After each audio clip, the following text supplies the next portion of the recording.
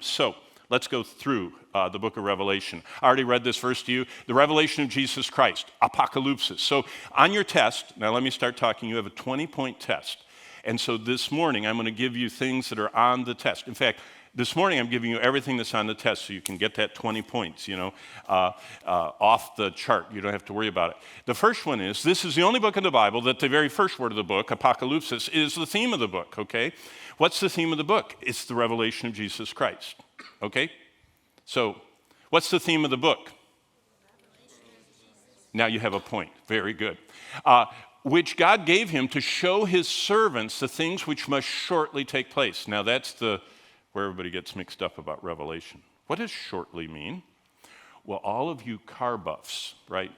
There's one in every group. You know, the guys that like cars and girls like cars, but guys like to get greasy and fix them and soup them up. This word is the Greek word tachos. Not taco like food, like tachometer. Okay? Do you know the speed of the engine? That's the Greek word. So it doesn't mean that it's going to take place in a few moments. It means it's going to speedily take place. See, tachometer checks the speed. So it's the things which are speedily, tachometer, tachos, going to take place. He's sent and signified by his angel John. So basically, and I'm going to say this 20 to 40 times, at least once or twice in every hour, Jesus is all we need is what Revelation is about. He's unveiled, that's the theme of the book, that Jesus is unveiled for what? For whatever we need. To help us through a time of fear, to help us through anxiety, to help us to get unenslaved to some sin that so easily besets us. He's the only one. He's the only one that will never leave us. He'll never forsake us. He designed us. Now think about you. You didn't pick your family. God picked what family you're in.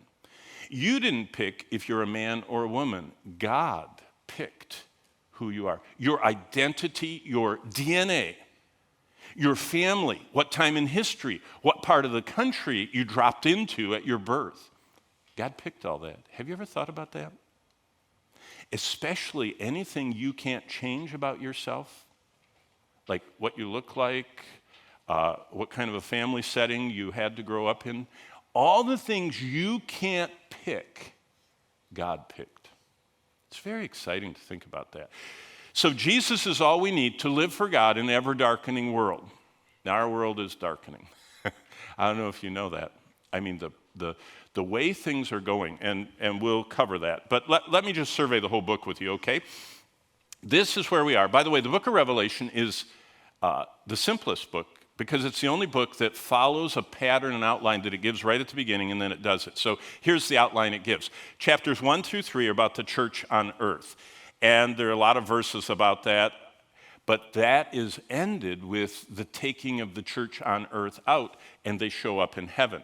And so what we're going to see is, in chapter 1, we have hope through Christ because chapter 1 is all about serving God as we struggle through life. Where is John? He's a prisoner of war on an island in prison of the emperor. He's an imperial prisoner on an island. And he sees Jesus in all of his power and glory coming and standing next to him.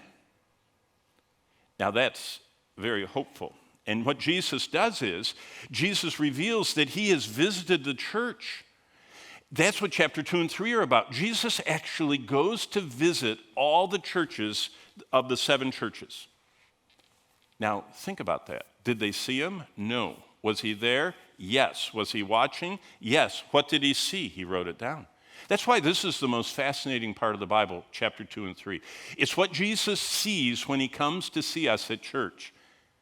And think about that. I mean, this is what, Tuesday? So Sunday you were somewhere.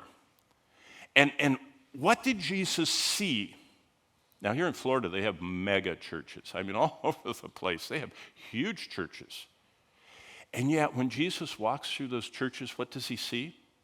Well, this morning we'll talk about it. He sees 7 types of people. Every church has the same 7 types of people, and he describes them, and we'll go through that. Well, the church culminates with standing before Christ at the judgment seat of Christ. That's called the Bema seat of Christ, where we actually get to answer to him for what we did with our lives. Remember I told you you're designed by God, you're unique, and no one else is like you in the whole world, and there's something he wants you to do, and he's going to actually ask you when you stand all alone with all the angels and all the other saints watching, and you don't even need one of these, microphone things. Everyone is going to hear. And he's going to say, what did you do with your precious one and only life I gave you to live? And you say, well, I learned, all of, what's her name that's dating the football guy? I learned all the lyrics of Taylor Swift. Isn't she, or did she stop dating him? She's still dating him. Nobody knows? Well, it's in the news. I don't even know how to pronounce it. Kelsey? Travis Kelsey. So Kelce. I mean, it's the New York Times, Bloomberg, CNN, everybody. They have a headline about those two. So at the judgment seat of Christ, you can say, I know every lyric of every song Taylor Swift ever sang. Did you know there's nothing wrong with that except for the lyrics that might be ungodly, but just the lyrics, there's nothing wrong with it. But what will happen to those? What will happen to everything in our life that we did that was not for the glory of God and fulfilling his purpose? Well, we'll see in a minute at the judgment seat of Christ. 1 Corinthians 3:10-15 says, everything we did that wasn't sin, because all sin is removed from our life through the justifying death of Christ. But everything else we did, like watching TV and playing sports and playing video games and hiking and kayaking and being good at whatever we're good at, everything we did that wasn't sin, but wasn't connected to God to accomplish his purposes, burns up. It goes away. Do you know what 1 Corinthians 3 says? Many Christians are going to stand in front of Christ, and everything, the whole pile of their life, it just burns up. And it says they're saved, they go to heaven, but they suffer loss. Isn't that interesting? They lose everything because they didn't connect their life to doing God's will. And that's what the judgment seat of Christ is about.